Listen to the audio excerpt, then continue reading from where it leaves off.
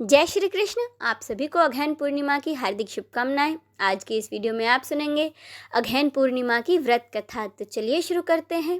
कथा के अनुसार द्वापर युग में एक बार मैया यशोदा ने अपने पुत्र भगवान श्री कृष्ण से कहा कि हे कृष्ण, तुम संसार के रचयिता और पालनहार हो।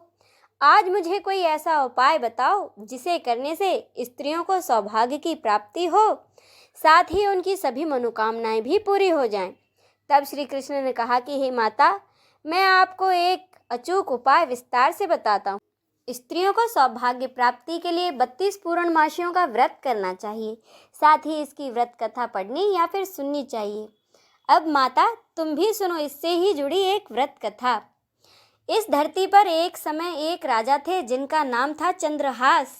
वे अनेक प्रकार के रत्नों से परिपूर्ण कातिका नाम की नगरी पर राज करते थे। उनकी नगरी में धनेश्वर नाम का एक ब्राह्मण रहता था, जिसकी पत्नी बहुत ही सुशील और रूपवती थी। उस ब्राह्मण के घर में धन धान्य आदि की कोई कमी नहीं थी, लेकिन उसकी कोई संतान न होने के कारण वह बहुत ही दुखी रहता था। एक दिन उसकी नगरी में एक तपस्वी आया। वह तपस्वी उस ब्राह्मण के घर को छोड़कर सभी घरों से भिक्षा लेता और उसी से अपना पेट भरता। एक दिन वह तपस्वी सभी घरों से भिक्षा मांगकर बड़े प्रेम पूर्वक खा रहा था। तभी धनेश्वर ने योगी को यह सब करते हुए देख लिया और वह योगी के पास जाकर बोला कि हे महात्मन, आप सभी घरों से भिक्षा लेते हैं, लेकिन मेरे घर कभी नहीं आते। क्या मैं इसका कारण जान सकता हूँ? योगी ने कहा कि निसंतान के घर की भिक्षा पतितों के अन्न के समान होती है, और ऐसे में जो भी पतितों का अन्न खाता है वह भी पतित हो जाता है। क्योंकि तुम निसंतान हो, इसीलिए तुम्हारे घर की भिक्षा मैं नहीं लेता हूँ। योगी की इस बात से धनेश्वर को बड़ा दुख हुआ और वह योगी के पैरों पर गिर पड़ा और कहने लगा कि हे महाराज, अब तो आप ही कृपा करके मुझे पुत्र प्राप्ति का कोई उपाय बताएं। मैं पुत्र न होने के कारण बहुत ही दुखी रहता हूँ। सब कुछ होते हुए भी मैं खुश नहीं हूँ।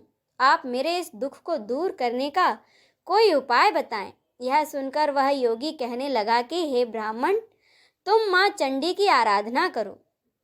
योगी के कहे अनुसार धनेश्वर ने घने वन में जाकर माँ चंडी की आराधना की और उपवास किया। माँ चंडी ने 16वें दिन धनेश्वर को सपने में आकर दर्शन दिए और कहा कि धनेश्वर, तेरे यहाँ पुत्र होगा, लेकिन वह 16 वर्ष की आयु तक ही जीवित रहेगा। लेकिन यदि तुम दोनों पति पत्नी 32 पूर्णमासियों का व्रत करोगे तो तुम्हारे पुत्र की आयु लंबी हो जाएगी। प्रातःकाल तुम्हें इसी स्थान पर एक आम का पेड़ दिखेगा। उस पर चढ़कर तुम एक फल तोड़कर शीघ्र ही अपने घर जाना और अपनी पत्नी को वह फल दे देना। ऋतु स्नान के बाद स्वच्छ होकर भगवान शंकर का ध्यान करके जब वह यह फल खा लेगी, तब भगवान शंकर की कृपा से तुम्हारे यहाँ एक बहुत ही सुंदर पुत्र का जन्म होगा। माँ भगवती और महादेव की कृपा से कुछ समय बाद उसके घर एक बहुत ही सुंदर पुत्र का जन्म हुआ, जिसका नाम उन्होंने देवीदास रखा। दुर्गा जी की आज्ञा के अनुसार उसकी माता ने 32 पूर्णमासियों का व्रत रखना शुरू कर दिया। 16वां वर्ष लगते ही देवीदास के माता पिता को चिंता सताने लगी कि कहीं उनके पुत्र को कुछ हो ना जाए। तभी धनेश्वर ने देवीदास के मामा को बुलाया और उससे कहा कि देवीदास को 1 साल के लिए काशी ले जाओ, वहाँ इसे विद्या पाठ कराओ और 1 साल बाद इसे वापस ले आना। इस तरह देवीदास एक घोड़े पर बैठकर अपने मामा के साथ काशी के लिए निकल पड़ा। धनेश्वर ने अपने पुत्र की दीर्घायु के लिए भगवती दुर्गा की आराधना और पूर्णमासियों का व्रत करना शुरू कर दिया। इस प्रकार 32 पूर्णमासियों का व्रत उसने पूरा किया। कुछ समय बाद मामा और भांजा किसी नगर में रात बिताने के लिए ठहरे हुए थे। उसी दिन उस गांव में एक ब्राह्मण की कन्या का विवाह होने वाला था।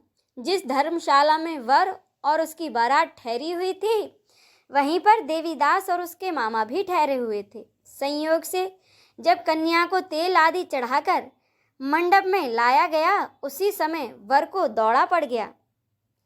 तब वर के पिता की नज़र देवीदास पर पड़ी और उसने सोचा कि यह लड़का बिल्कुल मेरे बेटे जैसा ही सुंदर है। मैं क्यों ना इसके साथ ही उस कन्या का विवाह करा दूं और बाद में विवाह के अन्य कार्य अपने लड़के के साथ करा लूँगा। ऐसा सोचकर वर का पिता देवीदास के मामा के पास जाकर बोला कि तुम थोड़ी देर के लिए अपने भांजे को हमें दे दो, और उसने अपनी सारी योजना उन्हें बताई। तब लड़के के मामा ने कहा कि लग्न में जो कुछ भी मधुपर्क आदि कन्यादान के समय वर को मिले वह सब हमें दे देना, तो ही मेरा भांजा इस बारात का दुल्हा बनेगा। वर के पिता ने उसकी बातें स्वीकार कर लीं और इस तरह से देवीदास का विवाह उस कन्या के साथ हो गया। अब देवीदास अपनी पत्नी के साथ भोजन न कर सका और अपने मन में सोचने लगा, न जाने यह कैसी स्त्री होगी। लड़के को ऐसा करना सही नहीं लगा और उसकी आंखों में आंसू आ गए। तब वधू ने पूछा, क्या बात है, आप इतने दुखी क्यों हैं? तब उसने सारी बातें अपनी पत्नी को बता दी। तब कन्या ने कहा, अब तो हमारी शादी हो गई है। देव, ब्राह्मण और अग्नि के सामने मैंने आपको अपना पति बनाया है, इसीलिए अब आप मेरे पति हैं। अब मैं आपकी पत्नी हूँ और सदा आपकी पत्नी ही रहूँगी, किसी अन्य की नहीं। तब देवीदास ने कहा, आप ऐसा मत करिए, क्योंकि मेरी आयु कम है। मेरे बाद आपकी क्या गति होगी, इन बातों पर जरूर विचार कर लें। परंतु वह कन्या दृढ़ निश्चय वाली थी। वह बोली, जो आपकी गति होगी वही मेरी गति होगी। इसके बाद देवीदास और उसकी पत्नी ने बड़े प्यार से भोजन किया और शेष रात्रि वे सोते रहे। प्रातःकाल देवीदास ने अपनी पत्नी को एक अंगूठी दी, एक रुमाल दिया और वह बोला कि हे प्रिय, इसे ले लो और संकेत समझकर स्थिर चित्त हो जाओ। यदि मैं जीवित रहा तो अवश्य वापस आऊँगा। प्रातःकाल शादी के कार्य पूरा होने के बाद सब बाराती मंडप में आए तो कन्या ने अपने पिता से कहा कि यह मेरा पति नहीं है और सभी बातें अपने पिता को बता दी। इस तरह से बारात बिना दुल्हन के ही वापस चली गई। अब देवीदास काशी चला गया। कुछ समय बाद काल से प्रेरित होकर एक सर्प रात्रि के समय देवीदास को डसने के लिए वहां पर आया, परंतु व्रत के प्रभाव से वह उसको काट न सका, क्योंकि पहले ही उसकी माँ ने 32 पूर्णिमा का व्रत पूरा कर लिया था। इसके बाद मध्याह्न के समय स्वयं काल वहां आकर देवीदास के शरीर से उसके प्राणों को निकालने की कोशिश करने लगा, जिससे कि वह मूर्छित होकर पृथ्वी पर गिर पड़ा। उसी समय माँ पार्वती भगवान शंकर के साथ वहां आ गए। उसको मूर्छित दशा में देखकर माँ पार्वती ने भगवान शंकर से कहा कि हे महादेव, ये वही बालक है जिसकी माता ने 32 पूर्णिमा का व्रत किया था, जिसके प्रभाव से इसकी अल्पायु का दोष कट गया। भवानी के कहने पर भगवान शंकर ने उसको प्राण दान दे दिया। उधर उसकी स्त्री उसकी प्रतीक्षा कर रही थी। जब 16वां वर्ष व्यतीत हो गया तो देवीदास भी अपने मामा के साथ काशी से चल दिया और वह कुछ दिनों बाद अपनी पत्नी के घर पहुंच गया। तब लड़की के पिता ने उसे बहुत सारा धन देकर अपनी बेटी को उसके साथ विदा कर दिया। भगवान श्री कृष्ण कहने लगे कि मैया, इस प्रकार धनेश्वर द्वारा 32 पूर्णिमाओं का व्रत रखने से उसके पुत्र को लंबी आयु प्राप्त हुई।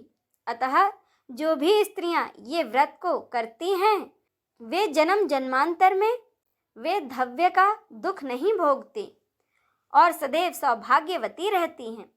यह व्रत पुत्र पौत्र को देने वाला तथा संपूर्ण मनोकामनाओं को पूरा करने वाला माना गया है। इसी के साथ यह व्रत कथा संपूर्ण होती है। जय श्री कृष्ण।